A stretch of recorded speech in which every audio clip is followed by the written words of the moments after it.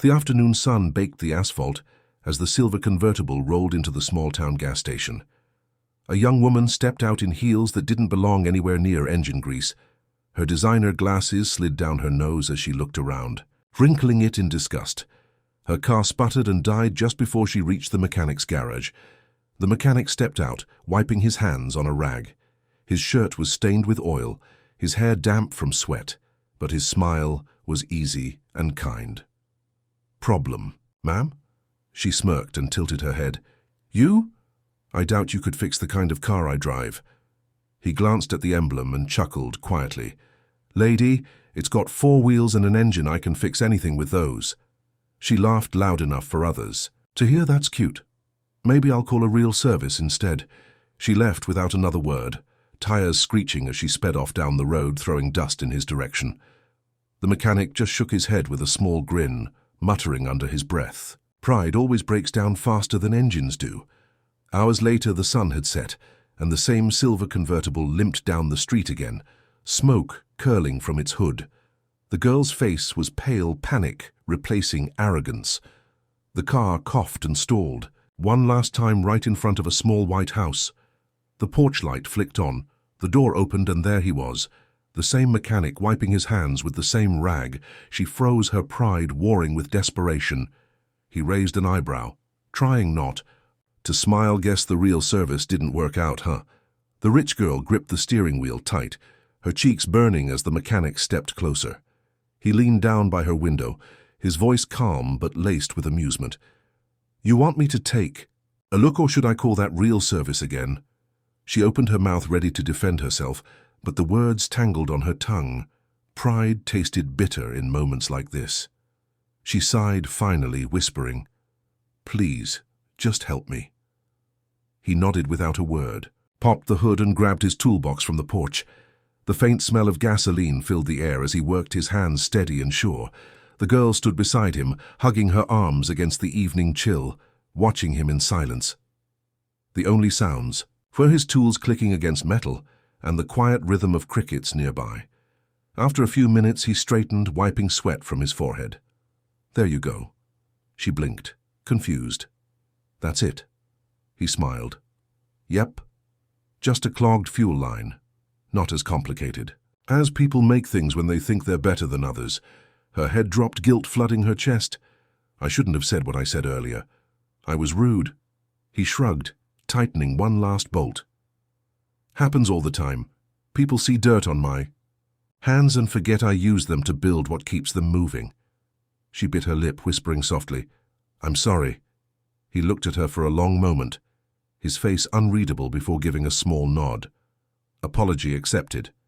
Then he added with a half smile, "But next time, don't wait till life stalls before learning humility. It costs more than repairs." Her eyes softened, realizing the truth in his words as he closed the hood and stepped back under the porch light. She stood there in silence, her apology still hanging in the night air. The mechanic picked up his tools and started walking back toward the porch, but something in her chest wouldn't let her leave yet. She followed slowly, her heels clicking softly on the gravel. "Can I at least pay you?" she asked quietly. He stopped and turned, his expression calm. "I'm not fixing cars tonight for money," he said. "I'm fixing attitudes." She blinked, embarrassed, but a tiny smile tugged at her lips. "You're not going to let me live this down, are you?" He chuckled. "Not for a while." He motioned toward the porch steps. "Sit for a minute, it's late." The night breeze cooled the heat still burning in her face. She sat hesitantly beside him, staring down at her spotless hands compared to his rough, calloused ones. For the first time, she really looked at him. Not the dirt, not the sweat, but the quiet pride in his eyes. The kind that didn't need showing off. After a long pause, she asked softly, "You do this every day?" He nodded. "Yeah, cars break. People do. The difference is most folks don't know how to admit it when they need fixing." Her chest tightened, because he wasn't talking about engines anymore.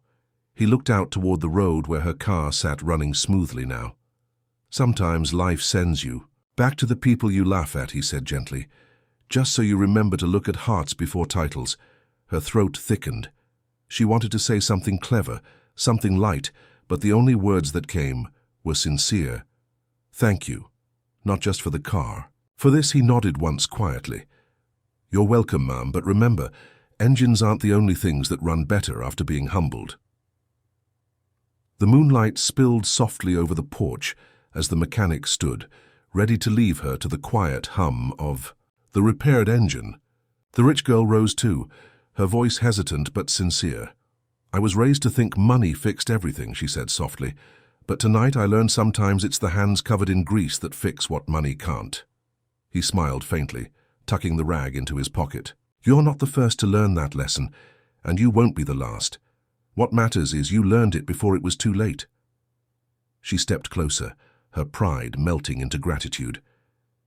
If I ever come by again, will you actually let me pay you? He chuckled low. Maybe, but maybe next time you'll pay it forward instead. There's always someone broken down somewhere. She nodded, eyes shining as she opened the car door. Before getting in, she paused, looking at him one last time under the glow of the porch light. You know, I thought people like you were small. Turns out I was the one who was.